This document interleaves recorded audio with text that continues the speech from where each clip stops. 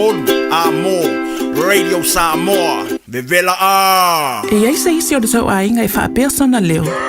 Pe wha pe foi. Wha mata e avea le tale i ma le tale maasani e tau fia i lātou mai le whai o lātou mea maasani ai. E ta tau na lātou e whai suenga o le tale a ngā i le coughtest.co.nz. Pai le suenga o le tale ma wha i loa i le fō mai coughtest.co.nz e le ai se tutongi. Whala au talawai e iai tūlanga la matia ma tūlanga le lei o whala au. GlaxoSmithKline, New Zealand Limited, Auckland. O le Casa Beds and Appliances, o le tali o manaonga, i o loa e whaatotonga ilo mauta, ini tau le lei, toi anangata, e mawai moenga ngā o si tutona ni usila, wha apea se tino fōa le potumalo lo, lau ai manofoa, TV, la au pese, usa aisa, masini tā lava, telefoni fe aveai, maisi. A whiu ane loa i le whawhituwha Great North Road o tau, po le tolo fituiva Great North Road i Henderson. Le Casa Beds and Appliances, telefoni ovalu selau, lua, 5 ovalu selau, lua, 5. O fia afistau tama i whaamomoli Samoa ai omi tele le Asami. O le AR Customs and Freight, o le au nanga i la foina whaamomoli le Vaalele. Air Freight, vili mai alvin i le AR Customs and Freight, i le olua tasi valulua lima tasi fituiva, olua tasi valulua lima tasi fituiva, mo nisi whaamtalanga mai iainga. Me e mawhau mo moise au ngaluenga whaaleo. O le MSL i manukau, na te tapena ina oe mo sawa vanoa i ngaluenga whaaleo. Ele ngata i le tino, ai whaapea fo ili mawhau ma le poto maasani. O lo o iai whai au ngā waa, lātou te fisosoani lau whai ngā malanga. E iai wasenga o le hafiafi. E whitauri le lei mau fuafuanga. E whaangata le stala le aso lua tasi o aukoso, lua a whenua ono. E tele avano ese. Awa lai te tue whaatali. Tanga iane le msltraining.co.nz. Bevala au le ovalpselau, lua whawha toluvalu. Ovalpselau, lua whawha toluvalu. Your future starts here. Te alofa Samoa o Mr. Cowboy Lenny. Whaafafonga ma mai mo mai pea i le Radio Samoa. Yeehaw!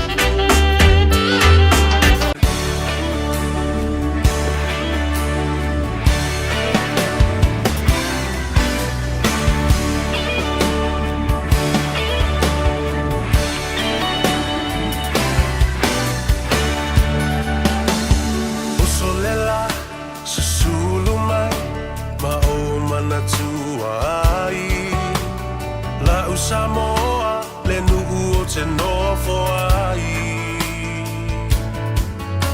Pe wha pe whea, nanga lo atu oi lewa ai. Samoa, o le penina, o te fia i ai. O solela, susulu mai, ma o mana tua ai. La u Samoa, le nuku o te nofo ai. E wha pe whea, nanga loa tu oi lewa ai. Samoa, o le penina, o te fia i ai. Hangi mai se matani, e momoli atu ai. Samoa, Matalasi. Angi mai se matani, e momoli atu ai. O alofa i la Samoa, Matalasi.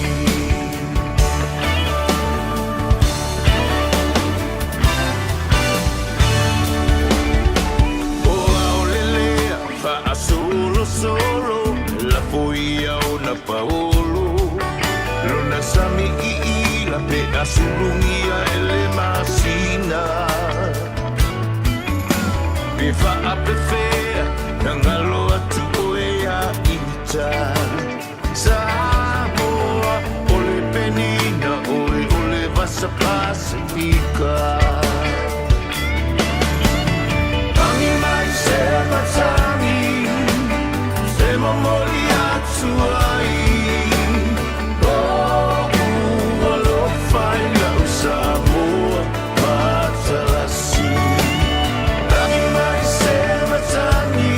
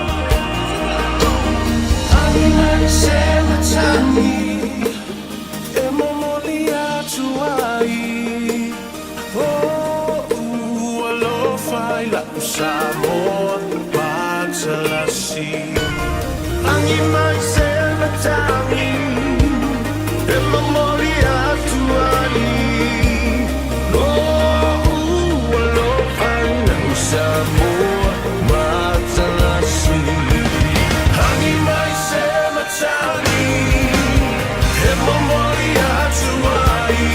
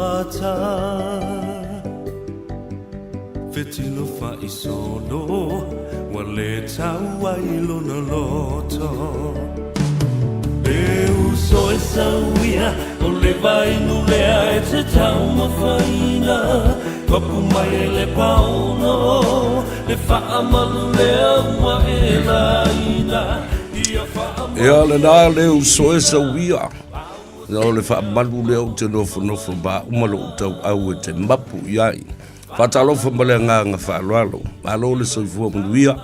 Le rangi matafi fo i le whaafoga tāpua i mai a Samoa i tawhai fio le rarorangi. Ia leo mo tātou tū vai. I le tea o le hitu lai 5 minute sfulu ma le 5. Ia a o lona aso sfulu ma le 5 le nei o le masino au kuso. Lua afe lua sfulu ma le ono. Whapopoga fo i o le tātou polo kalame masani. Mai le aso ngafua se io o le aso whaleile. Ina ua tu taula fo i tiu te mawhaiva sa ngā pātia ai lea tunu ia male ngā Gagaifo Faiva male a tau sa vea. Ia malau mā lo whaalalungia e pei o na māsa ni ai. Le whionga i le li sa tini tu manu vao siki a siu te o matavu. Ia, wa tele sua for sa tini. A leu te whaatalitali po o a whea. E whaifo ai ia manu.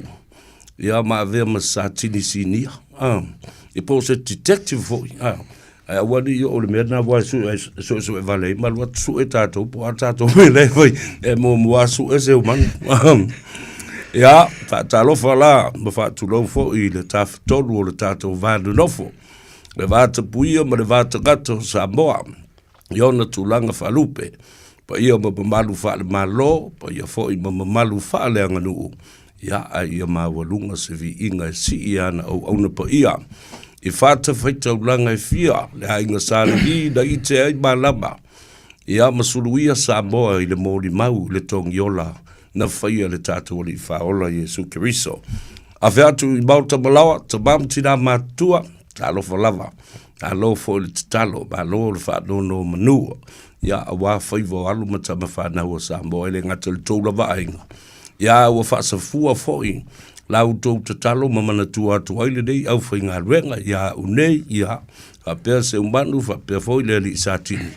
Ia mara ori ie mama iso, ke ofo reka kalo le kungu ori i mo, o tia la ko e mo kwa mai peise vai lele vai so umanu. Masi il maternity leave yo, i miro mo, ia, fatalo fali i lau fionga le malu o le malo, a lo le sui fumanuia, after i le tua o tātou e whenua i fo i le, lona anga le lei. Ma lo se fumanuia? Ia. I lau fionga sa vea po lo sui fo i le, ata o le tu lau le fiaf. Ia, whawhila tu fo i Samoa tātou tulu. Ia, na nia fiaf. Tulu leo mo mona e Whaatalofa tātou tunu ia la tā se lua no sa. Tai. Ia mre veso. Ia. Sa o malanga le whai unga lava yaso. As tofi, as whareile, as to nai. Ia, malanga mai le tai au le songa fua. E o le tau malu lula I karestene. O le aio ke riso. Ia pole aifo yo fato anga ma funga la au mata ngofi. Ma fui e vo. Ma fui e mo le tula Samoa vo le itu o le tatu tu malo. Le kamo ma fui e mo titi atalang. Ia ai te va ai. E to ole ai sei lunga. O le mutia vo le malunga funga la au ma. Ia ai e malulu tele le. Ia o mai a fo ile. Na fa la vela. E o maila I lunga nei I le asonga fua. Fa longa tu le asolua ai. Ia ingulo malvai o le ola. Na o kere ia luma avase vai o le ola I le lo. Wasa no le luma avase vai. Ai, fa felo sunga. Fa si piso le aso nei. O no le vai aso nei ia na o le to lua mau le fantato fila e la son na fima so ia loni ia o le to tele la vai o le mato fo I pitola au le fing mananga tu Wellington le vai aso ato mo ni si fo fontanga sa finga ia bisi le vai aso nei tele ni si fa fita au ni sa finga I mal tato tunu ia ve fo ne no fa fela to e tato of pas ola ka malu puer pas ia mato fela mani se tamali o le tunu whaaftai nga luenga mai e a whaaftai fo I le taimi fo I tātu tala noa ai e a whaaftai fo I mola wau nanga wa le sile vai nga e nei fo I vai aso koe wha mau kui nga I loka alofa tele I le atunu o ia I la tolo o whaafoina pas las ko kero nau fio so I ring pas a e tati tilo fo I la fonga fo I ave nisi e tātu ave pas ia malolo sa malolo lava le whatotoa ia malolo fo I monga lunga ile nei vai aso ala vai aso la vai ia vai aso fa fita u vai aso fa manu yang ia me se lo fo o le ta mali sa what swing o le ka na sui fo ia a biore au solitu la fo nangol me fa pena mutua o tele tau sanga ta tal no ali sui ale tau sui fo ia mio ngata ngata mo solitu la fo e ia tu la ia solinga tu la fo no e fa ile winter a o voila le sama ai ai to nga so nga tu la fono e a fakiling e o vo le pa u o mo la a u mo to lo la e o vo le tatu pola eu sou foi vai eu sou are so kula fongo eu sou e mama I mai si me va pena allo fa ya o le son na sa o mo I le ava no marta ngo fie malaula o te fatal no I nai nisi o li I televo o I lau vasenga fo le police course ile MSL le le ale o ile tele no fo I matu to we lava o le tama o ngalona o lalo le ngo lisili ya lisili o Ricky Fido Yo Matt Fido na ila na sa matutono no vasili na le tulanga le wo e fa mo le wo tunnel system o le police recruitment o le vainga pito sili le tawa o mana tu e tolu la vainga po onga fu I pre-police courses le lo nga lu fa tasiman tanga nga le e le te wanga na wa te ro I mangele I le mes aule I man kaupio na e sa tanoa I fa pe fu la le uniteki o I man albert e le o tapuni ai le avanoa I le mamanu le atunu o la lava a palai lava la taui ai mana mi so santi o le taul vai ngale o ngale kaimi ke ye tunu fa la popotonga ni ma ngani ya saululu so fa ya mato ya o mato fo pitola te le lan mato ngalunga so santi fo le mo lato au te tonu o tato process le ave mani meta intanga ngalo o le vai so fo lani e se fulu la toiva ila to alu mafana wala tunu la tele la vieni sila nani lena fa mai Wellington lena fa yale le fa filo inga tunu le tu malo e makulo avele o mangele le chamsinta mangene o le ava no le ai ko ka meki o tilo tala noa filo imana tunu la tele po hanisi o vai ngai fa le ia i nga luenga la wona nga mtanga luenga ia ma se vai fo le tunu inisi o alo o le tunu o le o atu e tau le tunu lo te e mori fo la fafta le tunu o no le te misa fa no ine tara no ai a wai mo ia lo fa e le upu fo le ia e fa ia si papa o le silfio i la to inisi o vai nga mtanga e mana mi ai la le lango le tunu ia tam fai fo le lo la to sa fo le tau tu ai le tunu a wai le ma ko kilo e mo i le ua le rusu tau sang a vaiaso ia na onga e te le na fo singa luenga lango e te tauna ame ia ni whanau ni on continuous support e le ngata mo i lato mana tu ori si le vanga fo o le vanga o le bon tato tilo e iai le manatu ainga fa au umaror ka makikiria tulo la folo i ke no le venga se siaki fo alba ngala le ka kokua ile ka ke bis ile ton fer manga o le sile mai ngolo o tele na pa u ia no ma fa na u to no vai nga fe se ngam tanga ngalo le o sasimo o fai asi pressure ke dia mai o ainga siaki ka vale alba ngale ya mama ya o le mato fo tuanga matua ainga avela to lango ya lo fa ka kiepe ya ia vai nga o le tu la fondo tanga ngalo le ma vai ngai le te tau na sopo ia ya lo mfana i te tonu lawi mtanga Wadi on nothing over Syria ya tali ye no mara woli ya vat e se tai au matungo fima se lau fa ia ina i o lua ya mana tu le e le te me fa ile lua fa toto ma le fa toto nga fo i le versa di manu le mano ya ele iso tama ele iso tina ele iso uso mo so a inga me tanga tala vo to so tainga ava fea lava peletsa fa yo le foi to ninga leo ai wa fa fo se ona ital tama lo tama ile inga ai fa o lima lo tina la le me tona foi fe mai tala lo fe mai ya eu sta tu la foto ngo lo kalo ya mo tuole o foto nga la vele ave ya lo fa no me se fo lo tele a e to tonu por vanga ngai ka a tu pus faula ele mfanya kan ko lo kolo ko bili tanga lo ngalo conflict of interest tele yo le fa o le no a fia ilato bili tanga lo ngalo wa vanga ia a u de vidia ngin kanga lo ngalo ai marco lo ko inga ma bo so no fa sidi dia o fe right a be ngo fa maka le ta uala le lango matu ma ainga ia lo mfana ule o fo i mai ma le pui ngala le sa te o le vale a wa finga tai se ta bai titi ona se li ona to la ya tumba e final la to ta o fima va ai na te si le via le yelo se ta o pu ta ona ia ta aveina ma vidi lor mtanga luenga le luenga na tong fa ia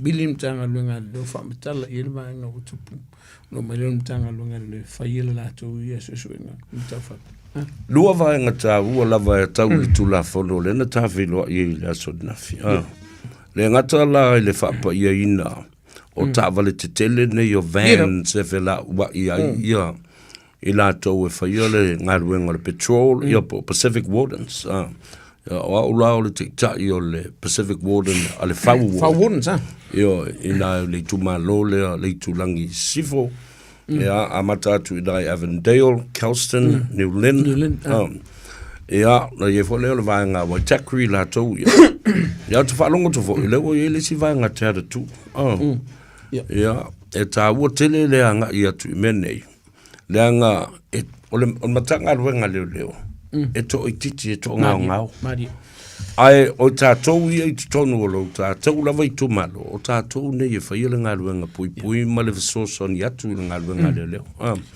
and our presence there means a lot to the police and our community for you e lolele ia o tātou lava e ona ia me tō tino ia i tonu e le aifo intangata o mai whaleanga o tātou wawhana o tātou watupula ai mai la i to ina matua e o solo le falo alfa pesodi o ka ke fise me yo lo ka bala le ko mai o le e se le ta u o va le o le sao o ta to Pacific Wardens e se ia tailo ia i se fa matalanga fa faingo fi o ila to le lo fa alu lo na to taimi le stongia e fe so so ne le atu no lo ten o la va ia le fa to anga to tele wow E mo i lo ke kongon ka ngaluenga. Ai uti ngalue mo le lautili.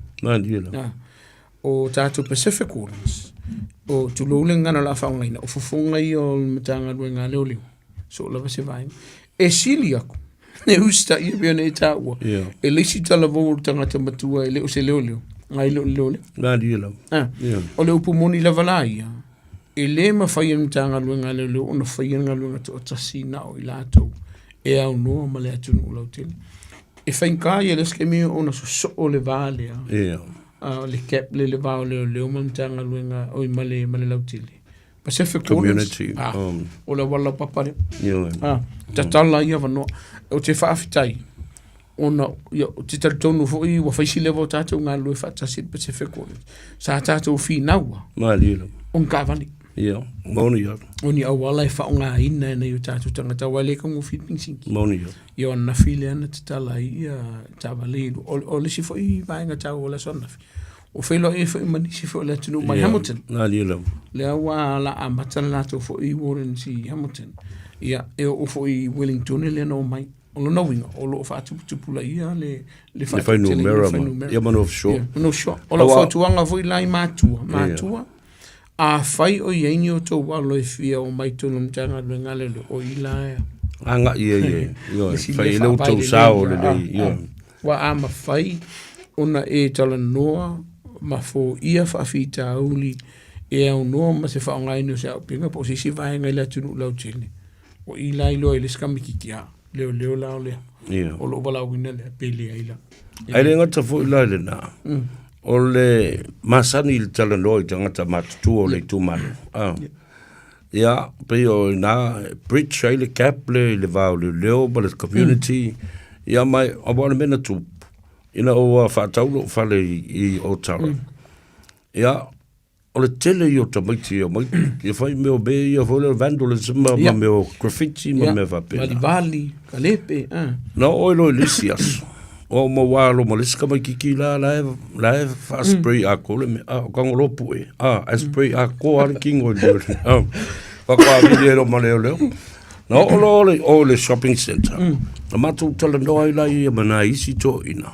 E iai male toi ina motulo na au vatua. Ia, o ngalo ia te au le ngolo toi ina alo maoli. Ia, na alua ia ila ia le maua e mana isi to ina sa matu masa. No vatua ai. O le mele tupu le tātou tu malo. O male o Tara Town Center. E le ia ngisi o whai. O kako whanga uma kako pulanga.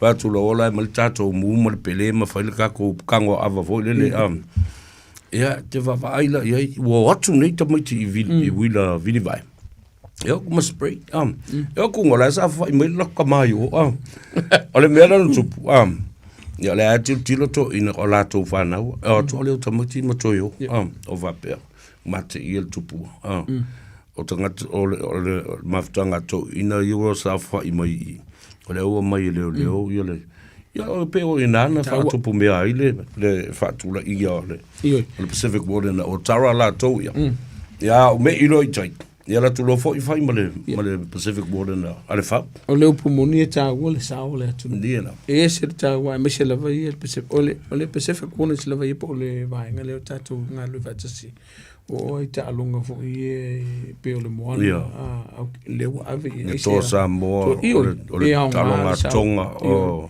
ia ngasa mia ma ve fo ni eva no e ma tu fa ma lo ma fa afta i tatu i tamani i fo le tunu tamam tina ma tu me se fo tala vo ma la to lo tatu o Tara Wardens o Fa Wardens ia ma ngele Samoa tia ia tu fa ma lo i tu ia ma west e se le tele o tatu ma tu fa ma lo pa wa lo fa tu ngantanga lo ngane lo ba ia lo so ngale mo fa ma lilo ole oni sina va nga ta o sa tu pu ni ia e se vava aila pe a tala te isi tua. Awa na tau ala mai le Pacific Islands. Ia le se leni lena o apala iai fai iai ia leisene a tangata e toro sfuru lima le matu i tō malo. Era ngā wori se uri wha maksole o wheme ngā alu rire aisi. E ka wori aisi. E ka wori aisi. Ai loa aisi wha tamari ia pamu wha tulawhale.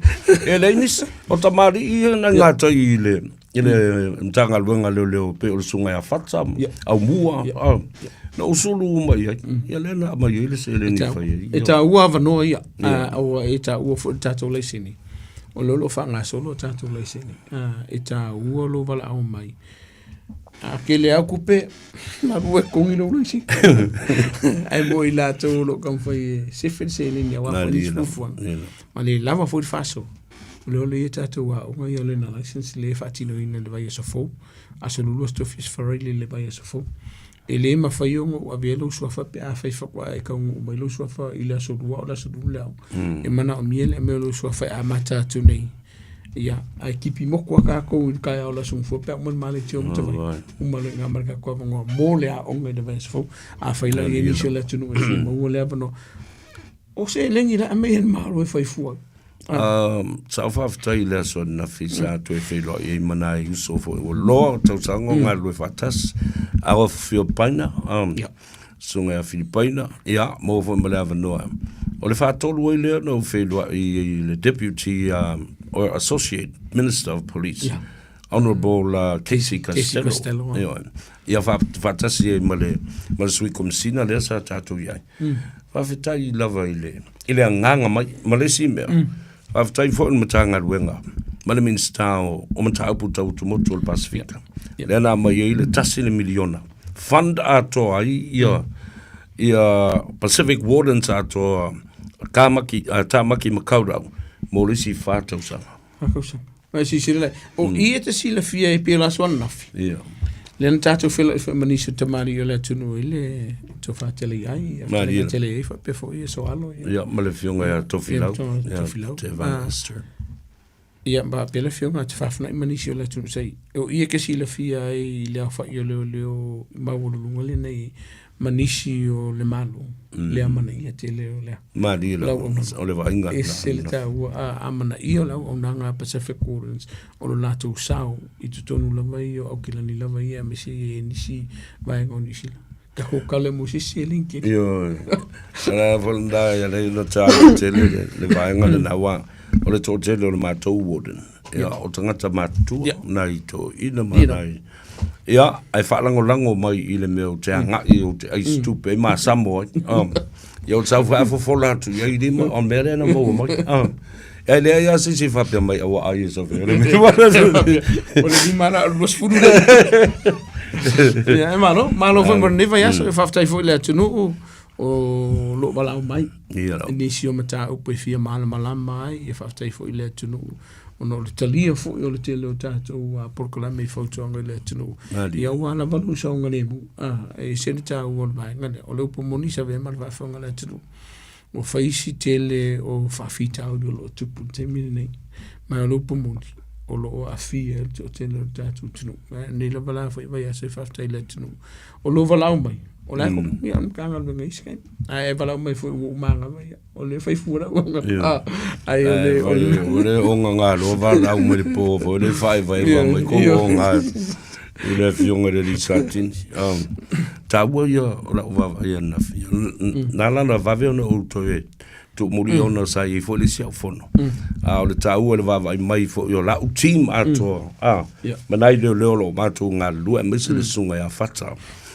Willy Fanine ya o la lango atu le nganga ina ia atida ia mene ia me se vo le te fono le sunga le Faiva au ya Pastor Richard ya mana ia le na ya out of le fakulai e kaunga mai si van e paka o man rosco ya ona tu ta ona o wa ta valeni e mo e paka tono lo ufficio o e longi vengi leo le io o ta vale fa onga le tunu ta to Pacific Wardens o le ta wala na fo le usi la fia ta to fa la puto ma maftanga ni o lo o ia ta vale e fa ta awa o la favor o le termina deployed fa luai mato i le to sanga le to sanga o le Pacific Festival o le malea fo male falinga to mai tia onga Polifesta Polyfest ia e su e mea tangata ia lona awara. A lea la o maua ia le avanoa. Whaonga ni tawalo te watu pe ta ilua sifuru na fo i tūro. A lau walong kwa soa. O le kau mai soa le fiaru ma si au kau. A venga povi yo i Samoa. Au Fox City. Ai lau fa kwa soa. Ai alu foi. O le aikia le tauna e fai e leo ma. Fai fo yo tau yo tangata leo. O li fai pu leo o lo tau malo pol tau au manga. Ya ma fai ele se tava le fai on ko se sia ko yo le si yo. Se lenger proget yo. Al fondo vai. Ya, na, ma lolo. O le vai so ne wo fai si telo tato fa fita le pe o vai nga le o le o solinga tu la fo le lunga la vai o la wala.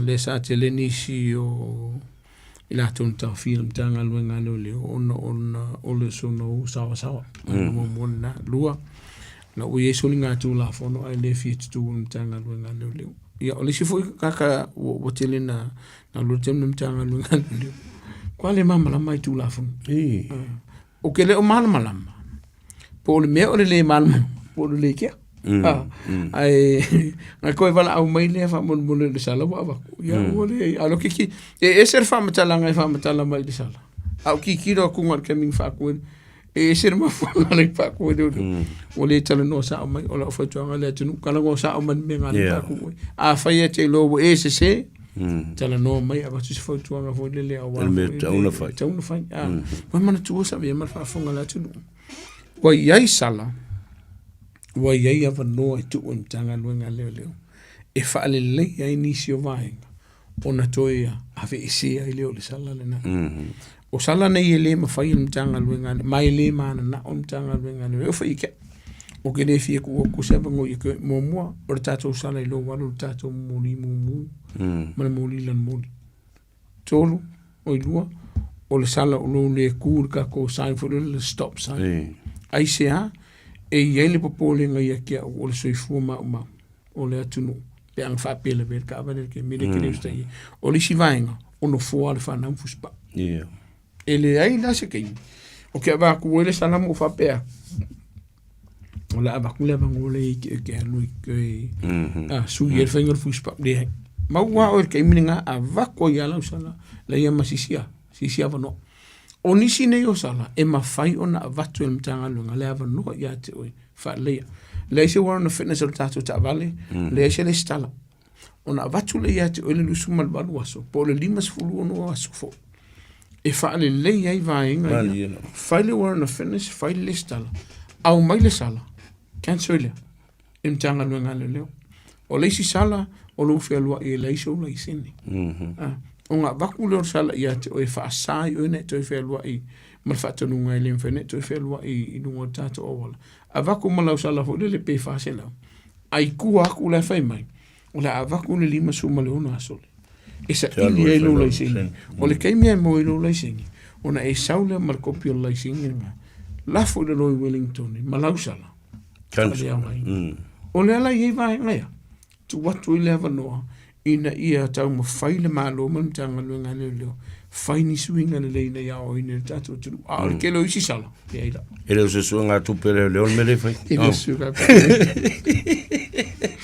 Wai mantua e leo se fundraising leo e leo fundraising awa auto mana o tau te fundraising whai ngobe yo sala whai ya e wai mankua o sala nei o le pale mene ma le malo nde whai me tula fo awa neo nga luenga tanga luenga leo o le wha malo sia leo tula fo o no whanongo longo i rungo tātou penga te whailang o le tele ia o le atunu o lo sa ilimtanga luenga leo ia tulo le fiafima le ngana o la wha pe a whare pui pui o la tu tangata makaloka ntanga luenga leo tulo wa le ngana whawhengo fi ono tilo le iai mo uto to manatu o le sini mua ai se a po le ale mafua anga o ile tangata o lo ainga ile fa masinonga pa war ka fengo fi o soli tu la ma fa mauni fo ma fa mauni o ai e tele no utala no ai mo fa tu ai le tu no a fai ke si la fia wa se le fatino ino nga luenga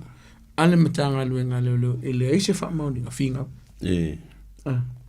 ai au ke si la fia ola i fa mauni nga finga wa wa mana tua e iai va enga ele i fatino ino o nga luenga matanga luenga leo ele te mi sasi ai ai ona va enga pito silio na taua nga alanga o de far pui wa iai le fa mauni nga mau tu wa uma ona fina wina i tonu lea o le whamsinonga wa iai le sala wa iai le afunga le so ngā tū la fono le wale ngā fono e le mawhai leanga e kua ia mtanga luenga leo nā dira o wa wala no o i ono o kanga ka leanga na whaia so ngā tū la fono e paua lea la whautuanga le tulu au maisi ama no tātou titu tātara noa a kongu alu peku li lo whasalanga aia e fo i mai wa isi suinga moi mana tua e hei foi vai ngai tala noa i loia a fai wa mai e kuri fasalanga mana tua e ma fai lo yung finga winga pe kuli me le vai tu lo fa funga le wati le vai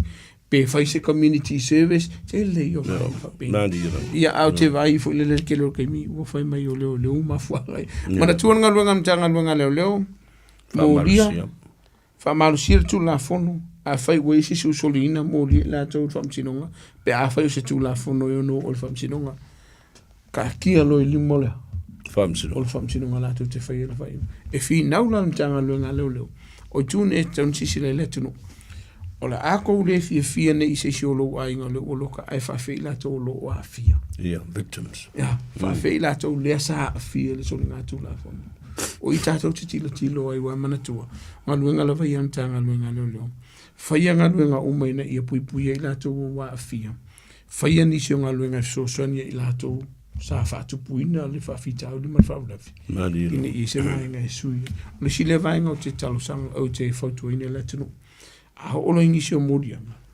tala noa i lauloia tala noa i lātou o leo wate whaimutau pe ma fai ona avela mata o pule vai ngale ta o le te pai o ranga tipi o le sile au ala ese mal fam sinonga e so ala pule mata e man tuola o mata upuna e tele lava mo ila to o sa faia ia so nga tu la fono e ono masina pe lalo i for fasalanga for pui pe a fa mauni ai fo iso nga kula fongo o ba mo le masina pe a avela tosa tau yo ngale wa to fa manatu o to manatu ai nei ile telo to sanga isa hanga lue ile tanga luenga o mata puta o tu motu el Pacifica por the Ministry of Pacific Affairs sa mato lua ila mastasi o sea le kalesia metis te loe te maalmalama le yang Reverend Kilifi hei muli e ila te tasi le masino na mao i Parimoremo pe te tasi na mao i Mount Eden o fo ila lo i Hamilton ona talandola ia le fo le pe faise mata upu fa le nganga po se me fa pena walto ino se ale kalisi metis alfsil mo na Kilifi e muli my Reverend Kilifi. Okay fellas, why are you here? La me wo to o mai ai ya ese o matala tanga tena faiun yo mai solo tu la fono mo le a fa solo yo no va per tu lo mai. Okay, that's enough. Oh, sit down. You know why you are here? You are all been caught. It means have not been caught yet.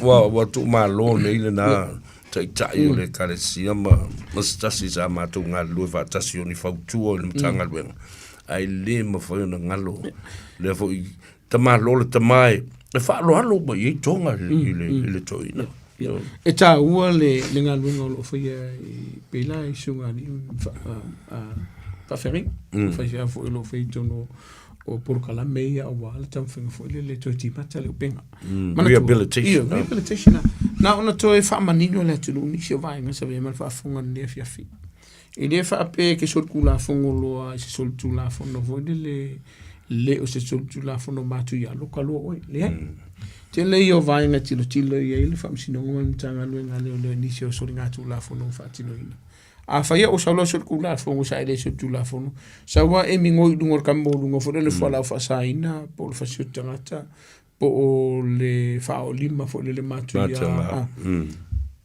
ke le avango ik fa pui sa wala peita ian e ai fo i vai ngai fina wina eli meta mai tai do ka mo fai ngai fa ki kia pe ye sisi vai ngai e o le manatu le tunu e mau aloa o fa pe o fa o di mai sisi ki nganga le fa o di ma matu ya a wile polinga loka sa o fa pui le e ia vanoa fina wina i tu la fono no winga o la fa metalanga ia fa ta o le fa nga ino la wo ya tau ni e o la fo tono mtanga luenga leo pe loka o mtanga luenga leo wa ia la wo ya tau no faita wina to mtanga luenga leo ya to i to tongo na ya tau ma nino ke le yo le ava mo me fa na fa ni se va tala no le lo ia no ma se stoni ele ka un fa fam kana pe ha ele mana fai o fa matalanga te fai no fa nga ina le ya sanga ya te le la pa nga te no sin fi le tunu ia la va ta pena pe a ona tu punisio so ringa tu la fon mo ila to lo afia e fa manu la tunu ele fa pe e avero si solo ai nga waluka o io se o le sa fa tu puina le so ringa tu la fon se wa o lo ai ave loka e kai au e kilo ai o le shopping center sa vale ele o fa apele na ile e singa luenga fa o la uma fa ina tatala mai la to on bail no fo va ia o ila le o to te le tunu o ko fa foi uno le usta io no fo va ia morta to tunu la a fa ke va ia ko la loka sa vale mai le ringa ora ko ke o fa o vinga na sa le ma la vai la ele ke lo ngele se malo le fai mana tuolanga la lo tu la fon ele ma fai en tanga luenga le ele ma fai el famasi nova ona tao fi office tasi to no for the pui se ia vangana wa ia se mafua anga tau o ilato uma na fe merku la fon o ilato uma lo fai so linga tu la fon e ia le avno e kamu sa o i fa foi o fa vai pai se ia vangana wa va ia kule famasi no po la to fo lo foi Jesus e mo e una makia lo se fo pe fa fo lua e va ia ko ke lo ska io va ngala na ile ma fa yona te na lo lokalo o li si va ngai pito si le ta o ta to tino a fai e ke le manga o koe fa fo ia tu si solo ai nga no fo va ye lo fale fa matala mtanga luenga le ele ai se puli ele ai fo i se va nga fo si mtanga luenga le la tu e avatu se tasia ngo fo va ye lo fale ai ke le manga o pa wala nga no fer kapuli mo fe ko e ta uola a wona i se langono la tu se pe o fosi mai se o ke fe lango le sa le fa ngala wo ya tsa wa ile manga ko fa fo ko si solo wa ngai lo la po lo mota ele ai se mea i la lo ku la fo o le a fosi e te fa ile mai ta wa mai ngai yo ai vo tanta fa pena o lo wa inga no o le temi fo le la pe o la out mai a fa mai fa mo le se ave o ile fa le o lo vea ya viri mero maleleo fa mero maleleo le vea maleleo vin ngalo lo ne fiule la pe o le outat nga fa mai ma fa mole o ke fa pui alino o le numero a ko a lo fa ave sa o kwa o nga mai nge o nge e a fo e fa la wasi ai ma loka ko ya anko le merda fa eta ua le mala mole tunu ia la to ia tsta ia mai silava o lo sa ngale o mo ai mai le o le ava tunu fo va ia lo la polo mota ia mali e mai ta ua fo la le lava nga wa o tanga ta ie pe o mai tua e ta fo tanga imsilsila ia leo pole lo vanga le palolo pole peul po alva pe anga va pe ya langa tause no fanga la po yini tamiti fo le son na tula fono mal mafu anga fo na le na feso ta imaltanga luenga leo po le famsilo ngai ai e mafai ngana tau yo vanga mai e famulu mo le pen fenga da foi le ai sori ia ole o seu mai fanua le ta talendoanga fo i male fa poponga le yaso ile nga i fo Faiva o oe male tu la fono e pui ai oe pui ai fo listanga ta mai ate oe ia ona o le tau o tele o tu la fono mra ia tau o le saunga le mu le ola fi le mu o le ola fi o tangata uma ai le na o se vaenga o tangata ia o le saunga le mu fo e se tau o vaenga o le fata waina o le saunga le mu le tunu misi io fa fi tau le tupul vai sande wo vai u fes fa kupula ia i le fa peritania kidnapping i se fa Samoa Ave Malos. O le vaenga le te tau na mana malama le i le atunu o lo afia i le atunu. I le Ave Malos ai lo lako mafufau. E le o se vaenga le latu te whaia. Vaenga mo mua. A whai o i se vaenga o fialu e se tina me le ainga. E le ma whaia ka maanga la kukau fio fi maloka whai ko am ka fio fitono o le whari. E o fo i le whanau. O le kaimia ke whaia se ngai inga whapenga ma e whaia i le whamata o fōre le ke aru e se lo malwhale tupunu me iau Lavla ve o tula whamu i le taun whaia vaenga lea no lau tino le vaia sone wa iei nisi o whawhita o li ana tupu o fiaru o fio o ka meikiri la kokinga ai ka o fio firea il kama e ta uma iei i o le ua wa le whaonga ina lea i ati tau alo ma whanau po o tinafo a le ua puri kuku matua ia me se foi e vau ngā li mainga e le ma whai ona tātua whai e se tūlanga whapea o le si vaenga pito si lunta o ru whatu tupula i o ngasi ngasi o le mawhawhau mental health te le o whawhita i o tupul te mine i tutonu a inga i tutonu no whaanga whai tele i tutonu e kāle si e whaaraho patonga a o lo a awhia i la tolo i ngasi ngasi o le mawhawhau o le vaenga pito si lunta ua o le whamautino o lo whaia lato vai whala au lua a whaia ke kilo aku e le saunga le mu le nofo tangata le tonu lo ai ngā tusa po lo walo po se si o matua o la o whautuanga o te tauna vililea i an tanga renga se fumalo lo ina sa ili se fesosoani ina ia whaia ni se tongu fitinga ina ia toi whafo sia ai ia se kau fa lo fo le malo si la to ma fo o no me le to no fo fatasi fa si tele la to fo le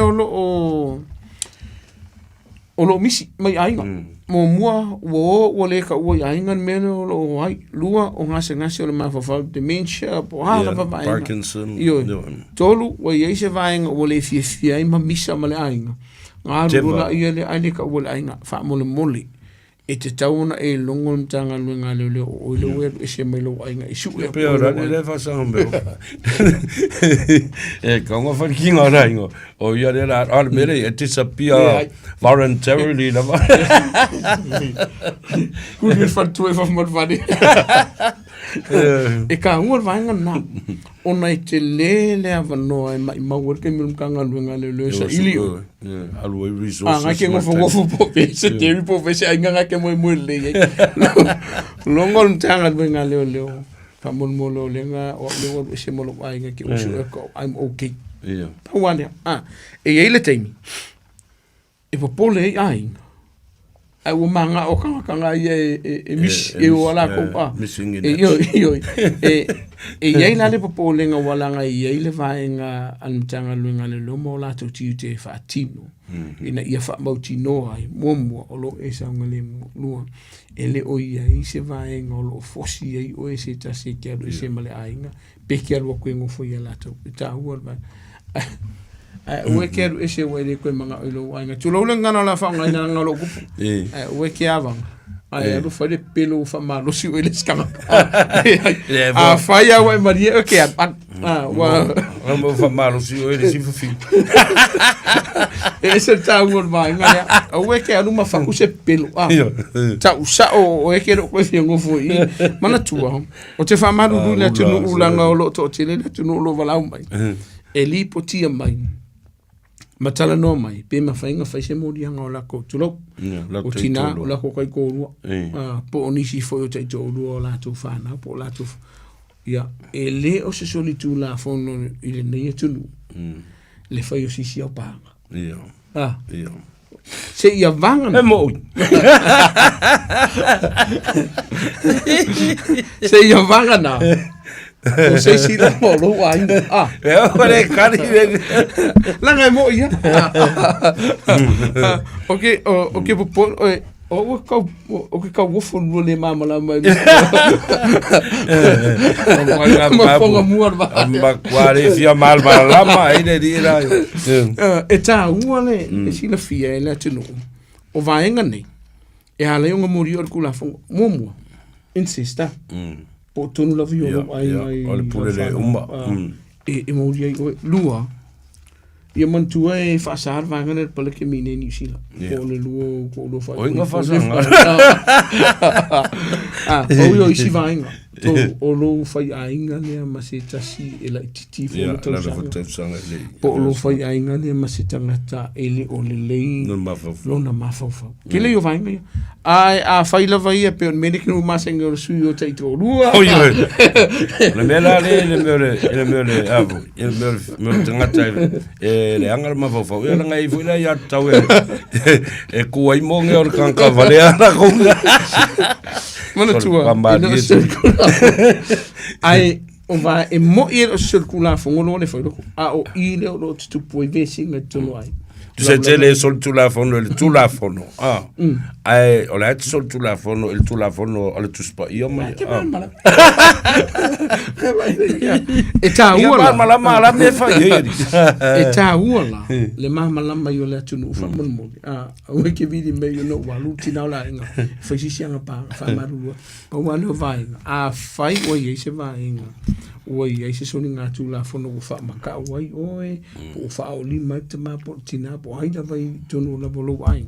Leila, ave lau di pokin montanga lua ngā leo, polo fisa leo, e whai se fufuanga mo i lātu. Ah. Malo, tāf te tili lava, mo le ave loa o tātu e whailua i ai, ma o fo ele ata mo le suanga le vā tele, ia walfa fonga mai le tunu ia e mai se o ta ua la voltu la fono ia fa mal sia upu muli mai la sunga sa tini na o se fa manatu la tunu le sikala o barka ko palo con ni tusa malilo eta ua le sile vanga na matu talo mani se le tunu mai fa foto anga le tunu o tatu palo tale la o fa ngon ni tusa so fita november ai e le stala wa le sile vanga ta was asa me tele o tu la fono le tunu en fa le suia o dile ila ngona o le atunu e whaalia. Ai a ofo i te mo whai ngā whiriwhininga. E tā ualo le stala. Inga ia whenga e paloka. A whamanuia le tua tātou tunu. Nei tu lao le whiawhiwa pe fo i le whainga malolonga mo le weekend. Mo se weekend whiwhia ma se weekend manuia e le malo le tātou tunu. O tātou numera masan. O le tas e wala awal mtanga lunga lino. I se whaola wha se olo tupu te taimina nei. Ono a fia ele soi fuala matia ele saunga le mua me se fo i meto tino. Tasi o li martato numero le whainga lunga e whai lunga do penga ta whai langi po ole telefoni. Di po tia inisi o vaenga ma e tala noa mtanga lunga lino i so se matauku. Ele o se whaola wha se olo tasi. Tasi o walu Faiva e le Faiva vai la bonga. E kere maua e fo i me o fo ia kako polo. Le ulala o pepa mai va la usa ki. Ale la lu. Ya me vio le anga ya tu. Famo nuia fo ile tu ai se matu e kalesia. Istama ki le kalesia sfitu ia to e fio falo mai fa pe fo i vai lele. Po fela vola tu. Ah, man ne ke lope. Ia manuia sapati fa pe fa tu i fainga mano longa fo i masauninga la sa. Famo nuia le i tapo inga se tātou tunu ia uni masau ia tapo o ke ro ngar fasa ele na te o sai fa fo fas polo kale lo mo boy ah wa ya we ke alu ke ilo pe skale ki kwa par la ke ro kwa makanga ko ya wa move abo se ilo fo vai ya fa ele tu le vai aso malingi weekend tātou tu fe lo e le as for real lo vai se fo le lo fo le to so fo mi man lo fa tai ya ha tu fa manuia tu fo mo onga lele o fo lo fa tu I fu anga le afa ya mo se sapati le wa matalo sapati ya a mo se fo tu te mo Faiva lo pui ai ia le saunga le mu o tatu tangata le tau sia le ama ia o le tu la fono Faiva I le vai so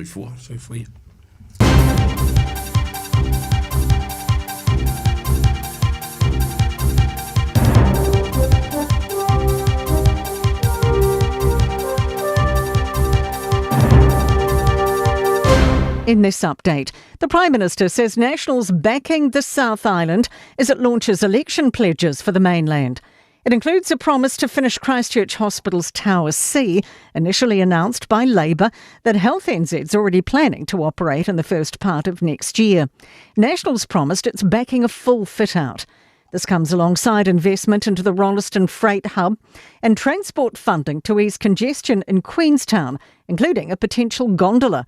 Chris Luxon says the South Island is a powerhouse of the economy. We're the only party in town that has a minister for the South Island. New migration figures show people are coming to New Zealand and staying around. Latest Stats NZ data shows net migration reached 17,600 in the year to June. That's up from 10,300 in the previous year. Migrant arrivals reached almost 131,000, up 1% on the year before, while migrant departures fell to about 113,000, down 5%. Herald Business Editor-at-Large Liam Dan says there's hope we will reach a net migration gain. Gains continue to pick up, and probably ideally from fewer Kiwis departing. We're certainly noticing that it's having an impact, say, on the Auckland economy. The Reserve Bank has decided to keep loan-to-value settings unchanged after easing them in December. The settings limit how much low deposit lending banks can do with both homeowners and investors. Here's business reporter Michael Sergel. The central bank eased the settings in December after introducing debt-to-income restrictions from borrowers the year before. It reckons house prices have been flat, mortgage lending growth has been modest, and those debt-to-income restrictions have also been working well. It's also confident banks aren't doing too much high-risk lending. Public submissions to the government inquiry into the fatal Tauranga landslides has been extended by 3 weeks. People now have until 5 p.m. on September 4th. That's news. In sport, All Blacks coach Dave Rennie believes they have enough midfield cover after plumping for Richie Mo'unga to replace the injured Billy Proctor in South Africa. Rennie says with Rico Ioane and Imoni Narua both capable of sliding into midfield, they decided Mo'unga was the best available option. He's a player who is good enough to apply pressure for selection at some stage. So, yeah, the thinking is that it wouldn't be in the first test, but he might get game time against the Lions to start pushing a claim then. The new boss of Netball New Zealand insists she understands how crucial it is that there is certainty as soon as possible over a professional domestic competition for next year. But Jenna Wooten won't confirm whether Netball NZ can deliver that. Radio Samoa.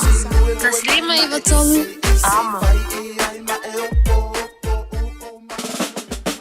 Me e mawhau mo moi se unga wenga wha leo leo.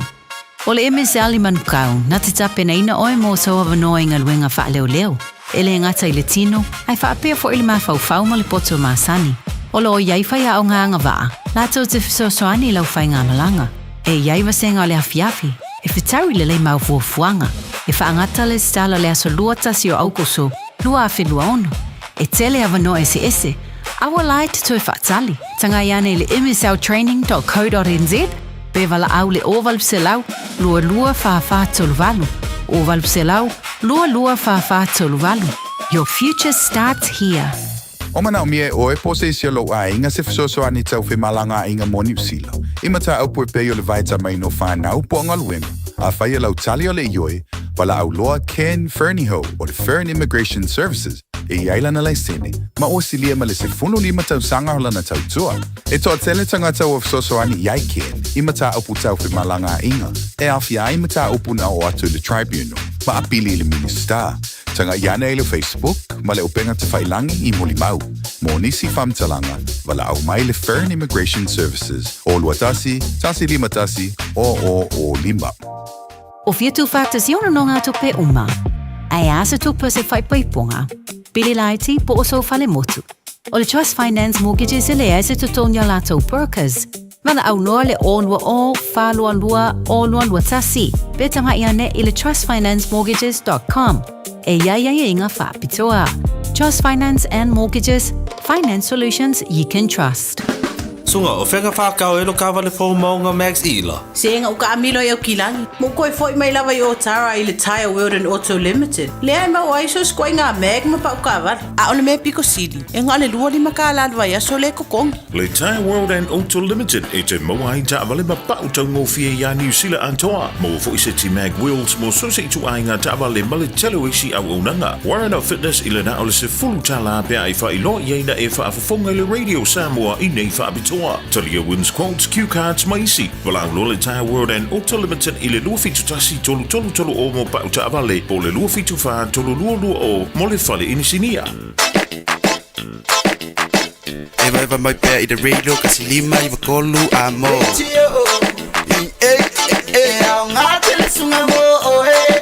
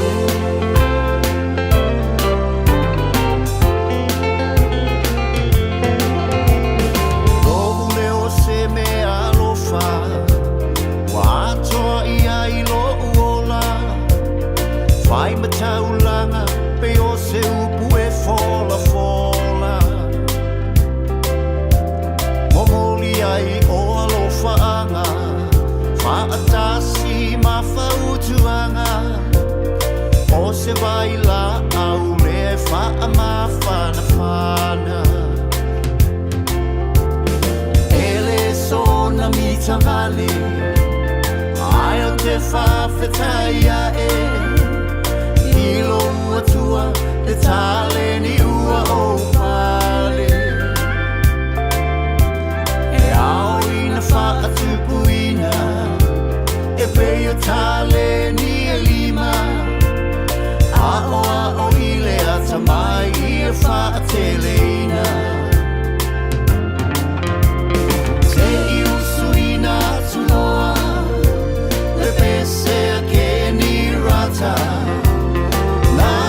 si o eleto e mo se mata tau aluma loi le uosi pese alla pati savea le pese le o ma fau mai puna mai pea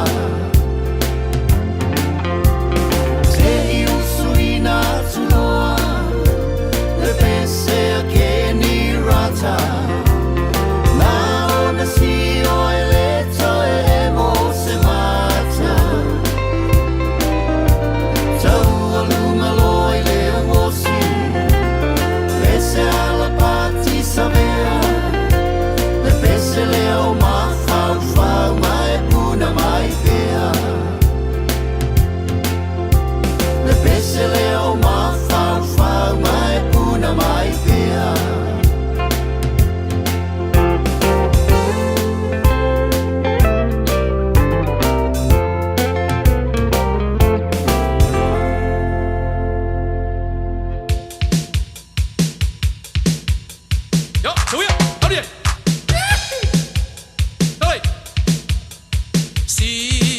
Siva Maya. Hey, hey. Let me hear your whisper. Let me hear you sigh. Let me put my arms around you. Let me kiss you now. To my Lolima.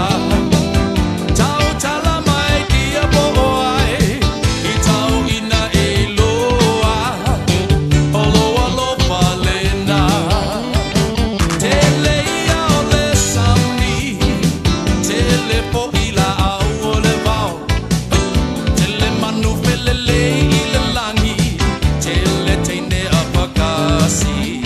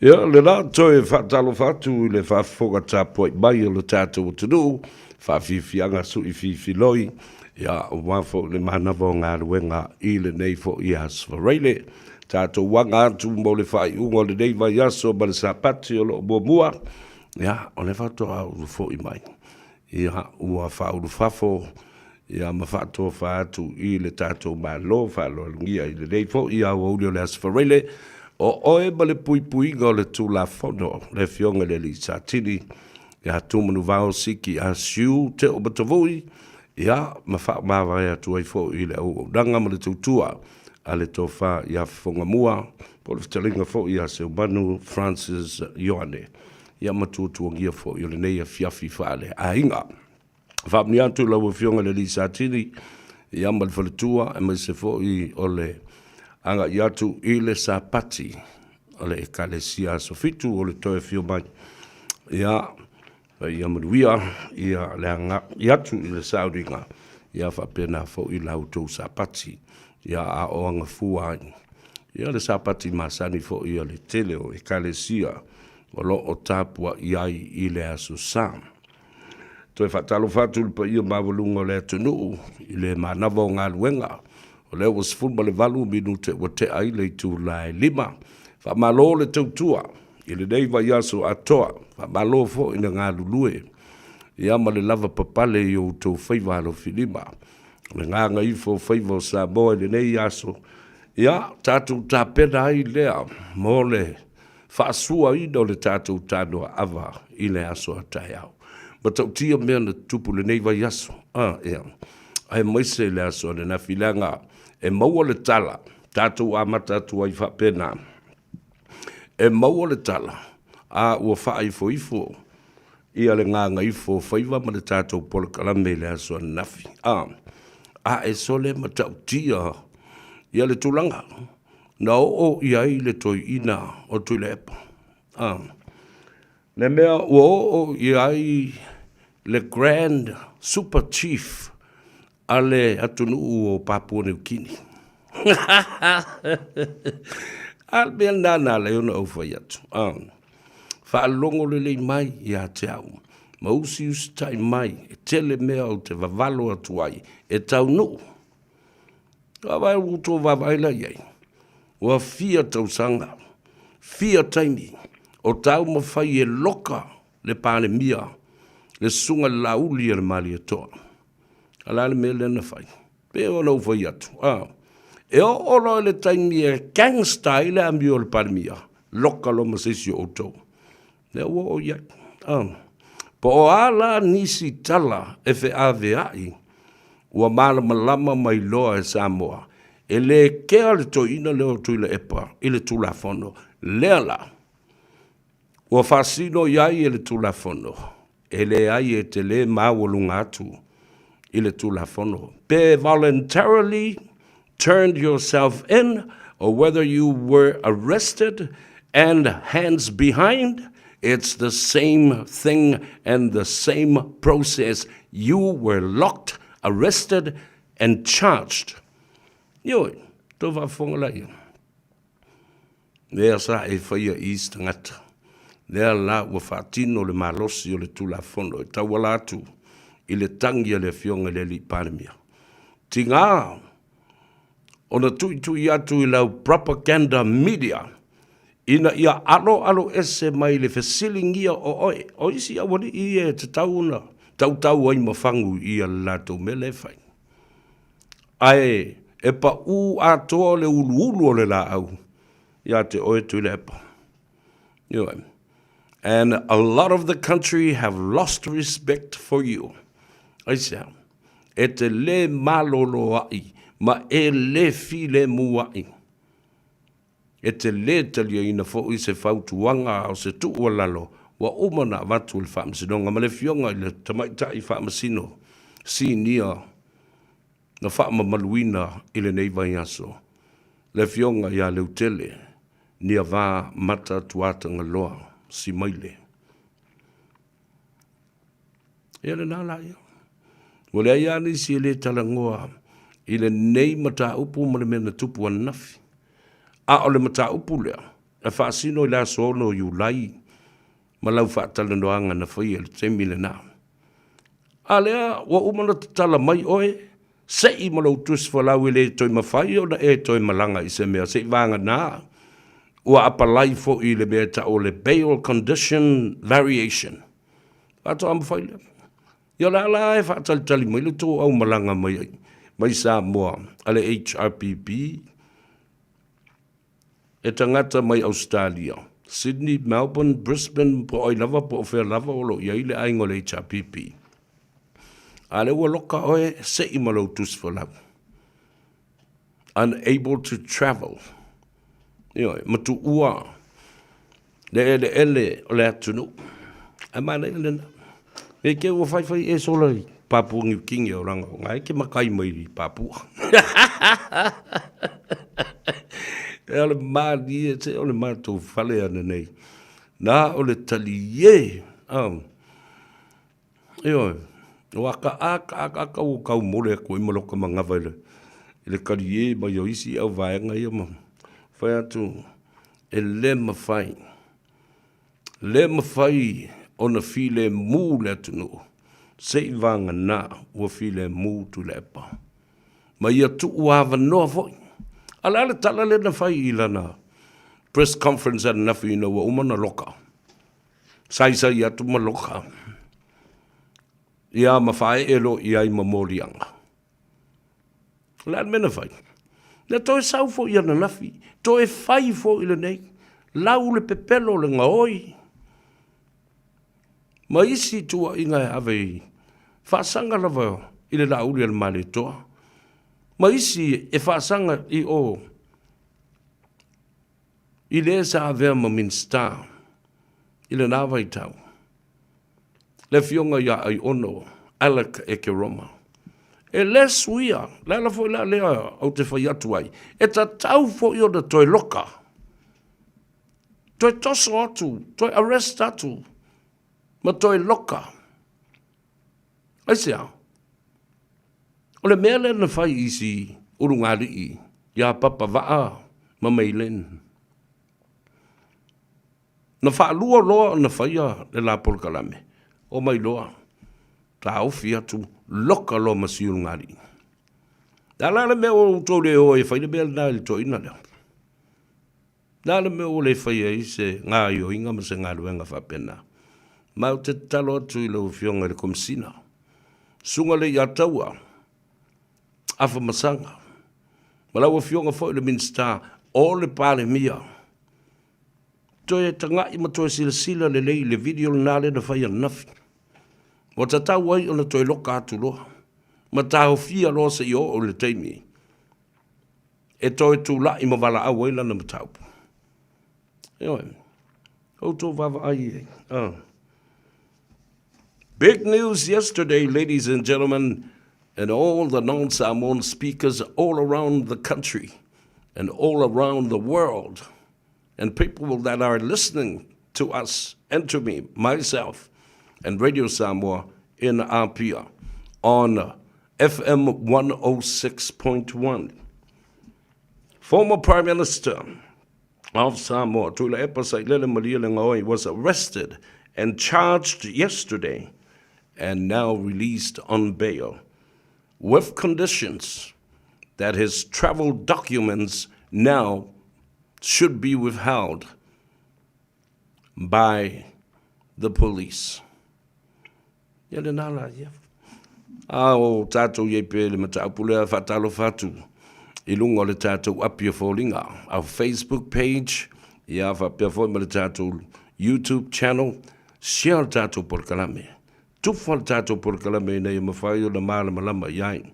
Whatalo whatu tu mai tai o Rachel, Sifa, talo whalava, malo le soifo mruia, whaftai, malo mo ngā ruenga sa whatino le nei aso, Sam Johnny, talo whalava, malo le soifua, o ngā pelu whaatoafe, talo whalava, malo le soifo mruia, lo o mai moa mai I nai kahului, I kane ohe, talo whai. Aloha to you, ngā pelu, malo le soifo mruia. Ma puola noa, watching you from Hawaii, aloha to you as well. share our program. Si tātou tali e fo, whawhawina tāra ni eru malole, so i whamaria. Tipa and ala i se whaalafi tālo whalava malole, so i whamaria. O whiolo mai mō mai ai i si vanga sia. Ia whapea fo i ngā solonga tapu vai. Lole, so i whamaria whaaftaile. Le mafuta mai. Emma Jane Lawson, my dear sister, tālo whalava, and wishing you and your mom that you are doing well in Salt Lake City, Utah. Au apa au, whaafioula, a toi, tālo whalava malo, soifua manuia, le sunga a whale anga fulu. I o nā tana Faiva, o a Faiva, whatalo whatu malo le soifua manuia, o le sunga a Teleofa, ma Telesia. Talufa Telesia Booth, whapea foi le uso Fingota Daniel Booth, masi o lātou ainga i nai le pita nuu. O lātou whangaloa, au ta ua whangaporoa. O lātou whangaloa lavani nā, ai awane ngalo te oe. Va i fōlau pepa le nā, wa umalau pepa o le Coco Master. Ona e toi wala au i whai la i le www.cocomaster.com. Ai se temi na tu ina tu lea o le telefoni le li i o Coco Master ua matua matautia le fia i o tangata i le tātou product tilena whailava i a ao mangosi i 5 o tama whanau o Samoa. Fatalo fatu lau tā pātū, tālo whalava mālula sa i whamanuia, tuli whau Samsoni, o mai mua mai i vai moso uta, tālo whalava. Losa Telesia, Winterstein, mālula sa i whamanuia, Lena, share our program, leave me your comments. I love reading your comments. Now, since the old man being arrested, charged, and bailed out, with the conditions that he will stand in the court on the 25th of this month. In the meantime, his travel documents and his passport is now in the possession of the police department. Wale lola la wale ia, le au media propaganda ia. Ola tu le lopo hali si mea le hawhai, au ani se fesidi e whai atu iei. Ai au tau se sila iei. Ole lewo whai mai le nei tala. Ole aalo fo i e wha ulu lana, le si ana su. Counter suit, se fulu mon tupu mo rianga. Ai ati tilo iei. His meeting and his press conference yesterday also breached his bail conditions, and he should be locked up again, be arrested again, and charged with more defamation and contempt of court. Le mea tau na whai ma fua o manei mea, wao le whai mai nei. Wao tau se te sila iai. I le mea ta o le wha mau taimi, malele ai o ni tino nei mani malo si anga o nei morianga. Le mai o le la lauina e la uli o ia. E te leo na whale i fafo, whatau o na whale i fafo, whatau whanua tau Samoa. Oi, e toi vivesi fo le napa taupu e te whaalongo le lei. Ai maise le mamalu o Samoa, te pese atuai le mataupu le nā. Le LTRA lua whima le valu. Nā le mea nā leo le mafua na whaile tu la whano le nā. Ina ia whaatanga ai whanua tau Samoa o le atunu. Tu la whano whai oe lea. Ioen, malau kapeneta, malau whainga malo. Ina ia whaatanga ai whanua tau Samoa. Whanua whaaleanga nuu. Ona lesi talaina. ona whaatanga lea ona lisi na atu, o le taimi ai lisi ai, o le taimi fo le nai mingi ai, whanua o le atunu. Ai lisi ai, lisi iso o tangata ese ma tangata, e su e mai e le whale tupe. O atina e wa o la tau ia, na la tau sponsor ina le tu la whano lea. Ioi, ina ua fitu tau sanga o whaasa Samoa, ona toi whaia sana no ngā tupe. Le toi mawhai mai le IMF, International Monetary Fund, le toi mawhai mai le World Bank, le toi mawhai mai i le Asian Development Bank. Nā lan me no o iai. Whamai loa ma le whare tupe o le atu Asia. Whau se tu la whono le nale, ale la mātou la lango atu iai. Sponsor le tu la whono. Ioi, whamatu o mai whanua. Ai na paule nao le awala me whai o na whai ai. Ina ia, le stala ina, o na mawhai ai lea o na lisi atu. Ai au mai fo le lisi. E le saini ai ni ali sao o le a inga e ona ia whanua nei. O e saini ai. E saini ni minsta. O whanua me lele. A whaila e lisi whanua nei. E iai le mea ona tūlai mai i le numanai. O tangata o le a nofoia e le ele ia. O le a whana whanau i lunga le ele ia. Ma whau ai ia whale. E o ina whao ngā ina ele nei. E maua ino no ngā tupe whaatino ai ala tau watinai. Ai a o ola ina tutongi i lisi nei. E saini le malo. Ai le saini le sao o le a inga e ona ia ele whale anga nuu nei. So you see Samoa. These are the implications of this law. The LTRA 2008. O I folesi moriang. Mai alu e moria la uli. Ilona whao ngā se mal wha soli tu la fono o le swafa la uli ala mali e toa. O na whai mai watusi atu iai de Palestine o wha amsidonga whanua maswafa. O te off. The name and the president of Lands and Title Court is now implicated of telling Tulepa that there is an appeal that's going through the courts of the Land and Title Court about the usage of the title Lauli and Malia Toa. O whera sa o nei mea. A lea wa ta uai male. Male fionga de Palestine. O le wha msinonga whanua maswafa. A lea le mea na tātou wā ai iai. Na uma le leile wha msinonga a fio mai le ainga sa Maria Toa.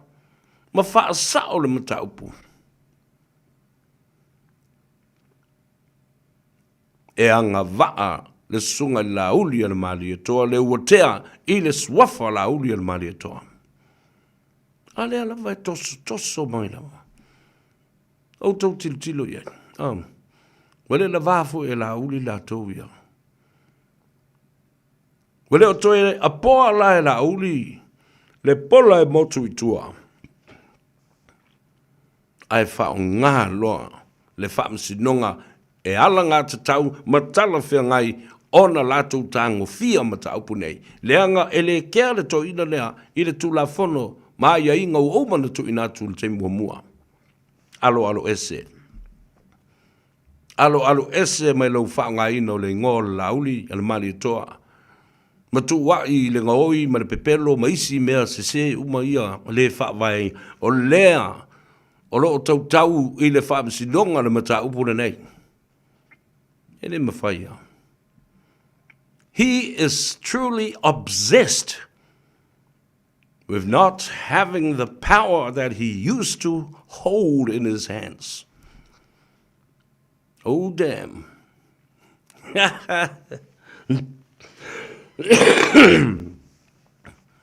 Le mea la le nai tupu. O le ti ngao le loto, leo mi milo ai, e mana o e tau I masui. Whamai, sau ka pingi. Sau ka pii. Ioi. Au le la ka fifili I le bele. Ia so ana e whawhewhea la wasitangata. O puia tu lepa. Wa peo se tamai titi.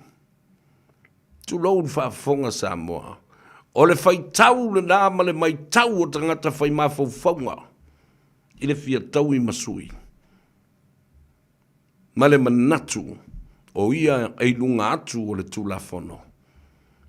Na o le pisa o lava ai le whia se mea I ate ia.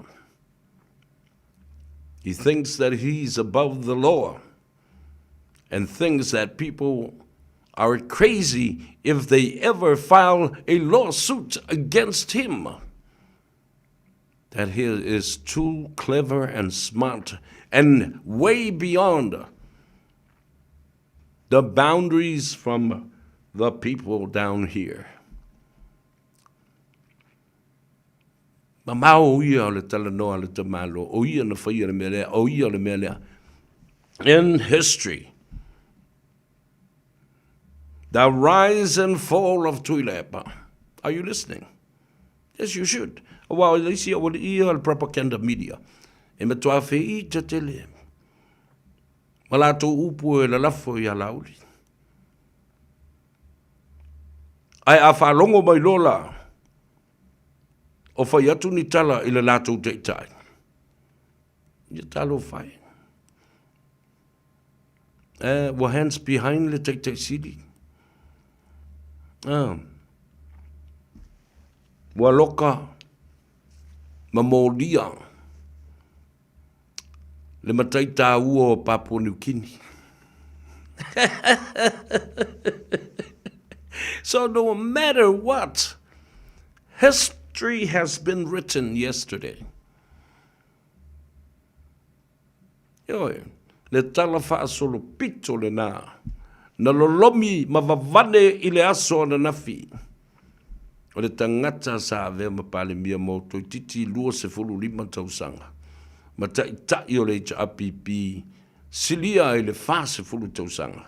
Finally, earned his name at a place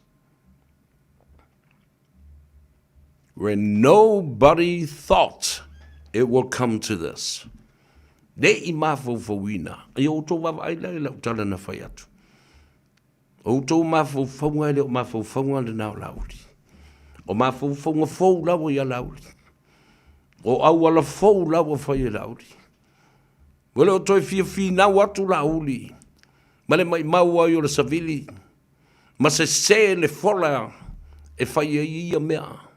O mea nei e fia nauina I tono le paramene. Alo wa manatu lo fo I malauli, le ai.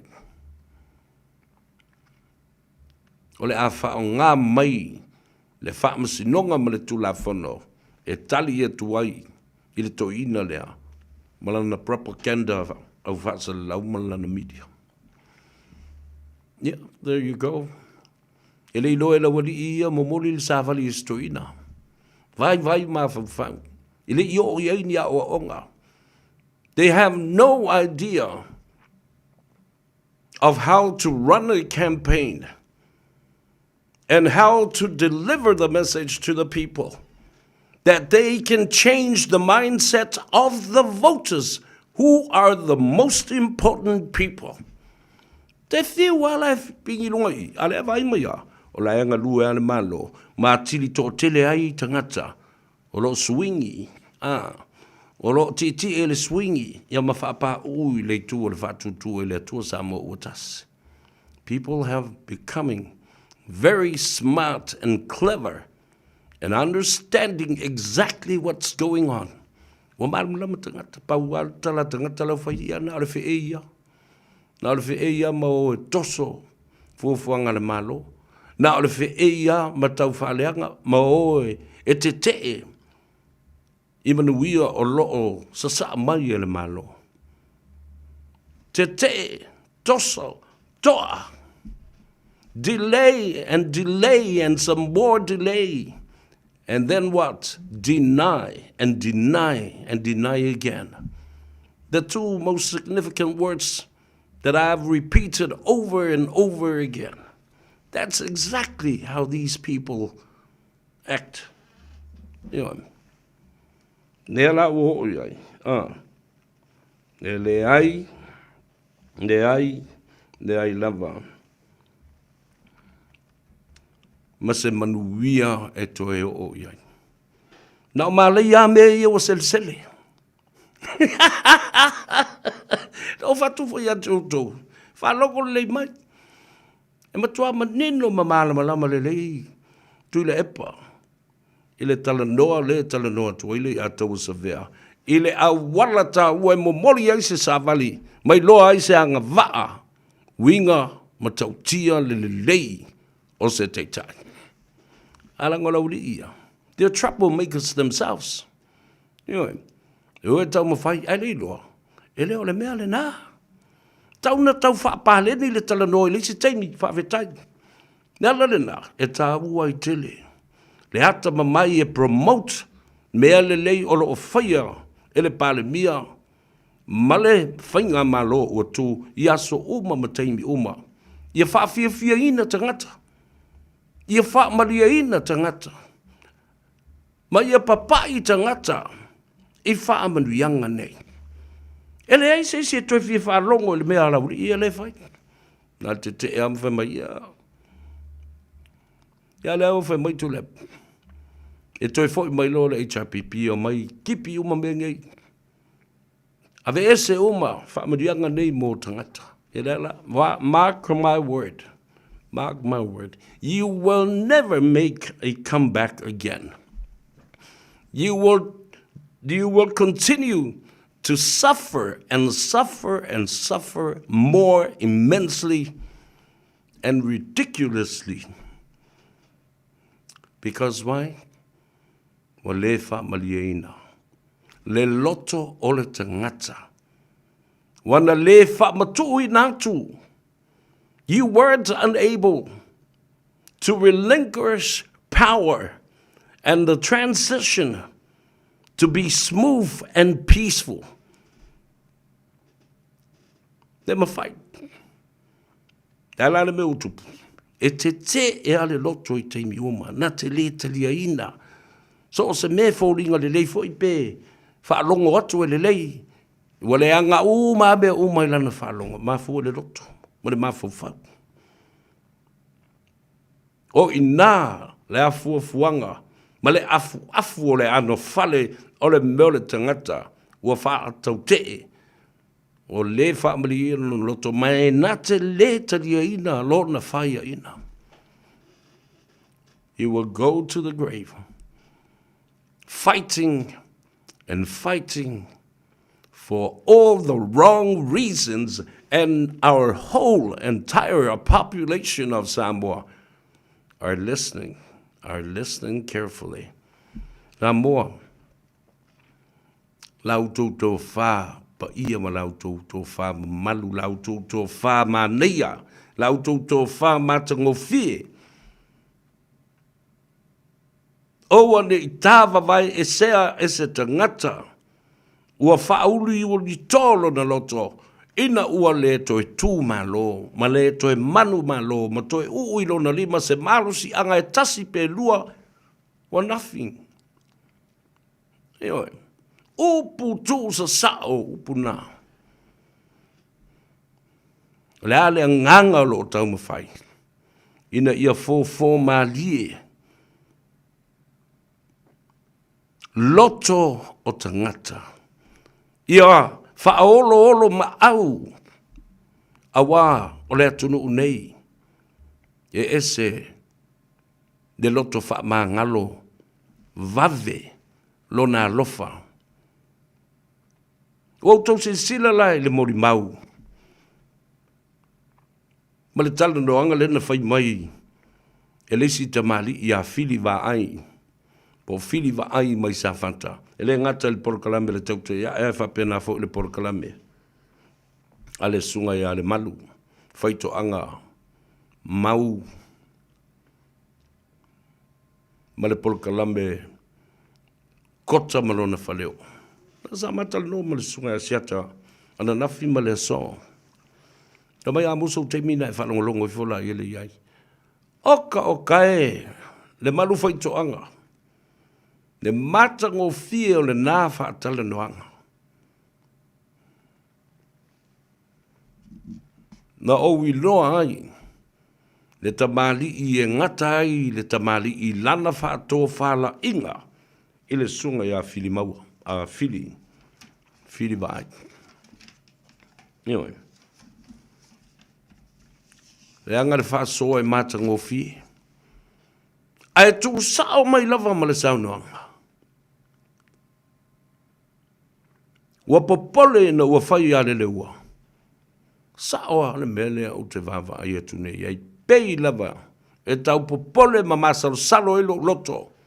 O le HRPP le eitua o le melea. Ua whaoso mai ai oe e whai lautangi o le palota. Whaasanga i atu ia ole whai pule na filifilia i le whainga palota. Ala le mele na wa ai fo iai. Na wa ai ali mon. Ma ta ua ai ele tamali i. E lua se lau ta la le tupe na tu ifo ia le leua. Wau tau wa ai la ia. Da le mea le whai lau tusi le whai i. Da le mea le chapipi le whai i. Sa o nanu atu ai ma o tau tala atu ai. I le teimi au le whai le whainga panota. Lau tau sila sila e mea le atu le mai. Ai le i se tala na tupu. Uma le matala noanga matu ia. Whafofonga le lalolangi. Tala tu ia. Ta mamau e se lava. Ina ia manuia le whainga palota le ai fo i masao komiti. Filifilia no ta ape mani tupe mani mea whapena. Ala le mea leo moni mau iei fili vai. Moni mau ia ni mongi le whailau tusi. Tu le lua se lau tana ia le leua. Ala le tala atu le epa na whai. I lunga lan whaatalonga. Da tau ana mō ria tu ia. Nanga o lena tufa le tupe a sa whata le teimi na whai ere whainga panota. Now listen carefully. E ai la malisi tangata lele wanga i fone iai.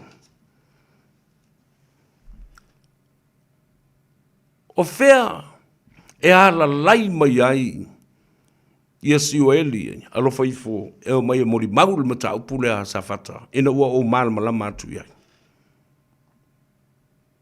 Ale foi fato ai loa atu ai. Ma leisi tangata lea masani ona tala noa mai fo i lunga le teimi o whainga panota. O le sui fo i le tangata lea o lima vai pule. O la tōne ina ngā lue whatasi umana vele TV1. Ia o atu nei tangata o le Radio Polynesia o Levano o Alwese o le tangata whawai o le nāti nae. O puna whanau mai ai le easy stations e tolu whā ma lima. O ngā rurue masue ngā ruenga o mai eisi a wari ia lau whasalau ia. A lea whato a maua nei. Tasi lea tangata le lango. I le HIPP malatu mata aupu. Au lea foi le hasau. E mori mau. A lea lau fatu. It's a conflict of interest.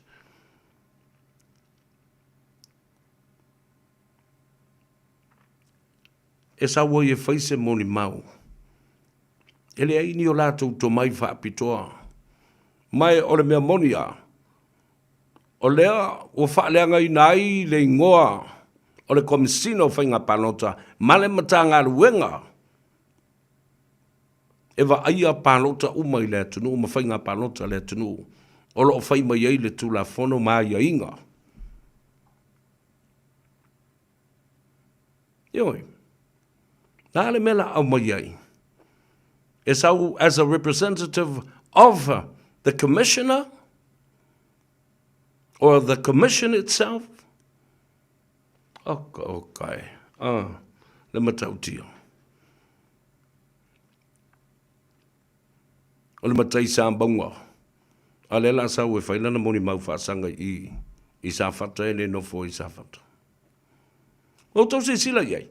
These propaganda media are coming back to bite you because of your disqualification. You don't know nothing. You know, I don't want to po yai e tapu vai. Awa fo'i. You know where the questions are heading to. You know what they intend to do with that question when they go to make interviews and do interviews. Wai lo le leia le mea lo o anga i ai. Le turi ngasi a la wori ia. O le ale me lai fai. O le whaolo a taua. O le vane mai o se me whati ngā hai le loto o da ua le o toe tū malo tū le epa. O avu tō sisi, na whai le media. O mai wheo soi le palota e lango le chapipi aia. Whai a ina i le si whawhawhine na tele atuana. Tu rau wā. O le whawhawhine o le tātou nua wā. Matai fōi. Toi whawho i mai le upo le nā le whawhawhine. Lea ta mali i o le tātou nu una whai ina i le ri leo. O siweti. Tau te whiu. E toi tau muli atu le e pā. Walau tau manatu e saili ai sau tau lanu. Ma mau ai sau tau ai. Nā o whā mua a atoa. Ma whā mua la popo a whapene i o le pako.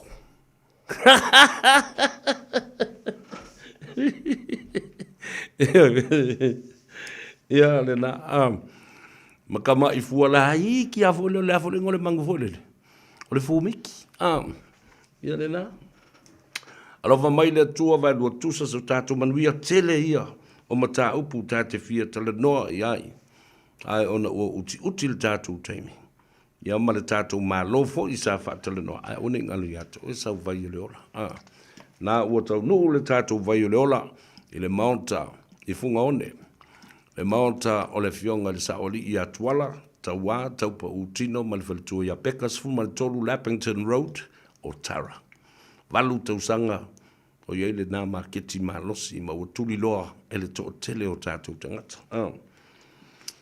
Tātou no whanga, ma le maketi luas, fuma le lua, Templeton Place, le whantau nu nei la to uta. Ioe. I le tua fine a Maria Nive, ia ma le tamaita i a Mareta, a ngā ia ne lava o tōu ia ua masani nā fu i whale o loa, ia, ma vai sa vai, ia, ele ngata le nā.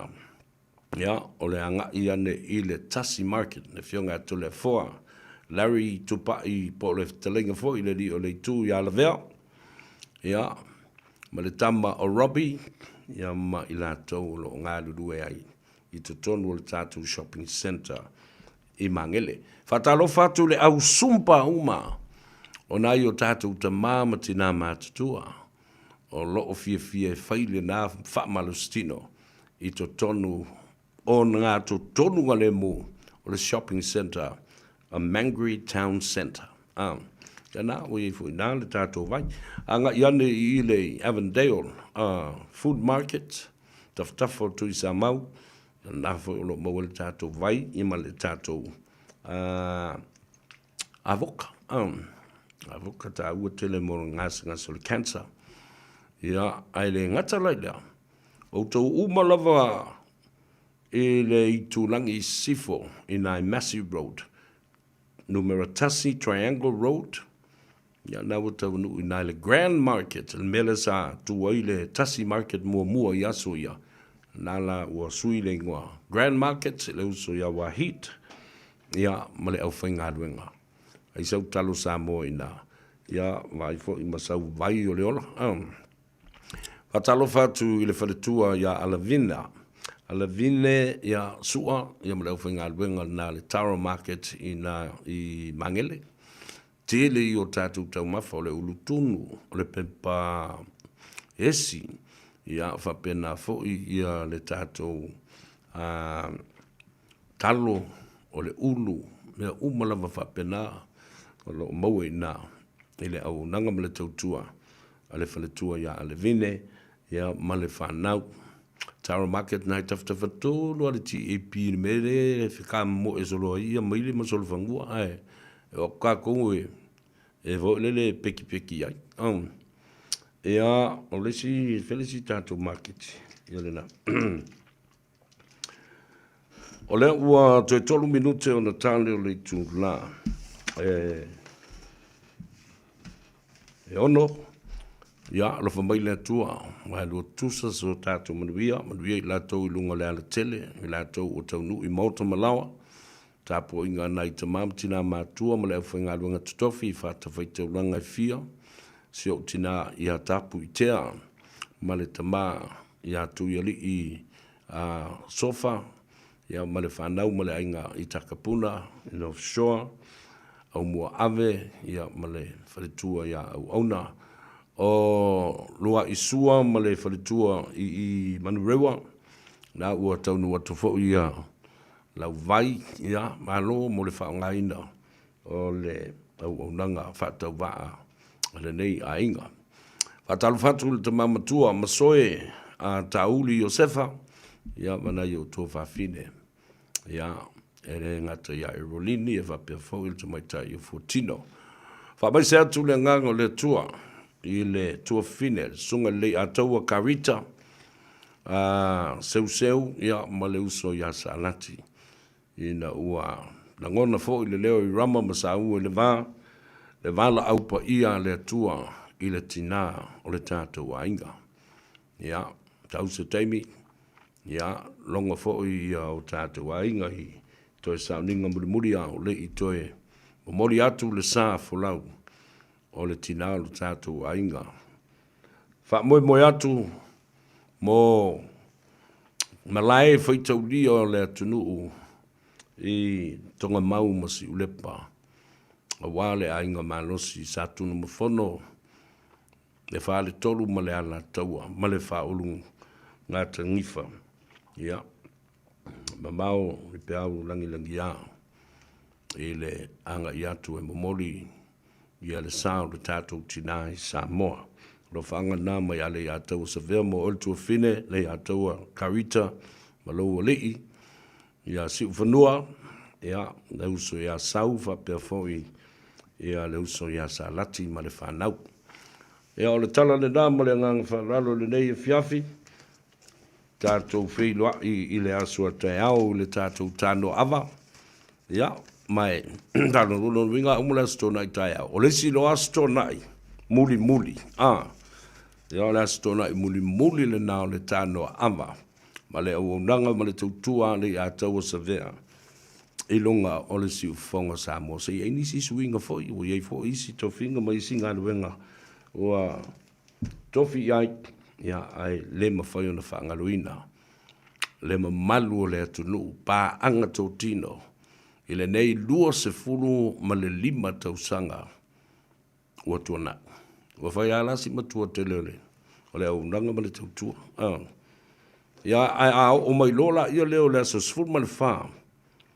O le masino se tema, o na atole iai ina, o le wha se fulu tausanga, talu o na amata o na o ngalue, i le nei ngā ruenga, wha se fulu, 4 decades.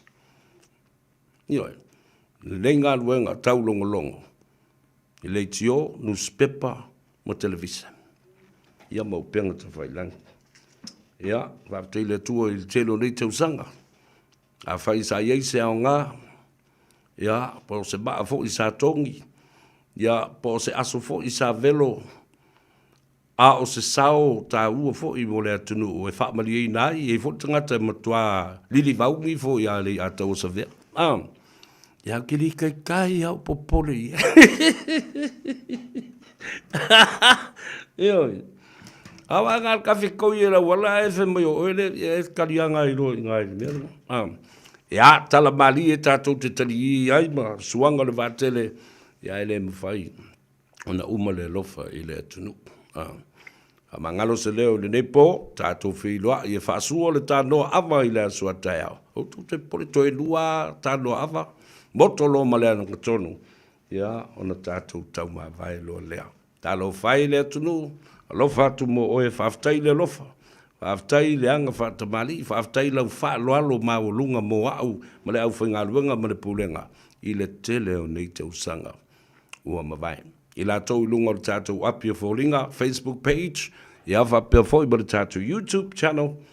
Ia, wia tele nei, fiafi la su ile pese le a tau sa vea. Tātou te tau mawai ai. Ia, ile nei. A fiafi, tātou su ile pese le a tau. Ole manatua pea oi. Yeah, well, folks, that's it from me for this Friday. We'll see you tomorrow at the Tano Ava. You look after yourselves and look after each other as well. I leave you with one of my songs. Manatua pea oi.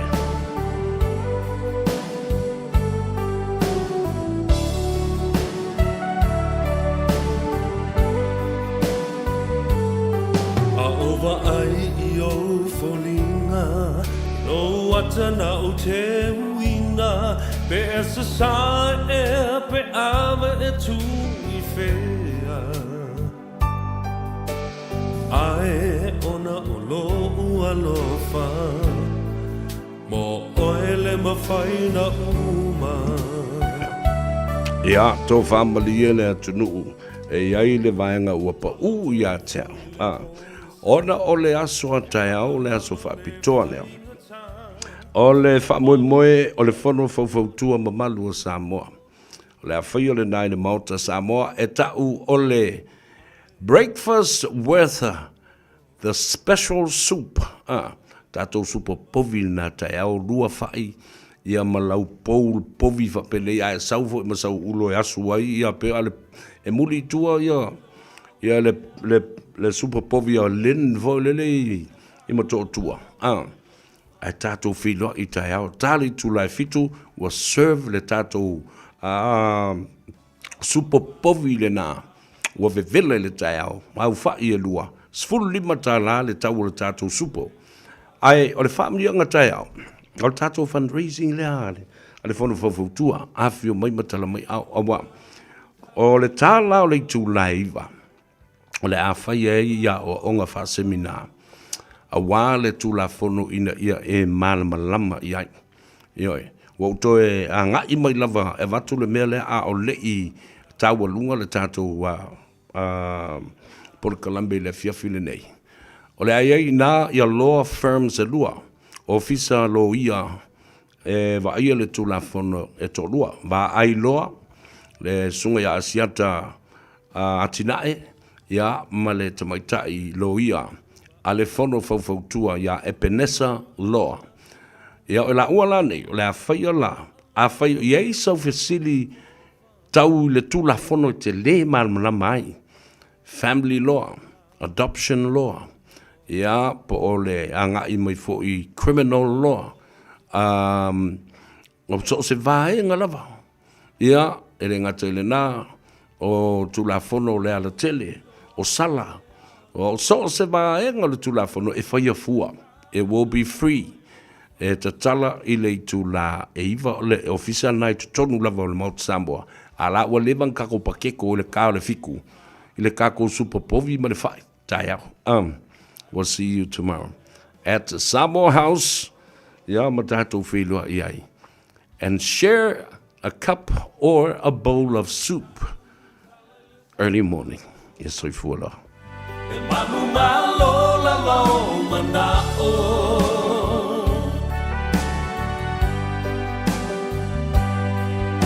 Ua ori loa e alu E find the town and alo o e lo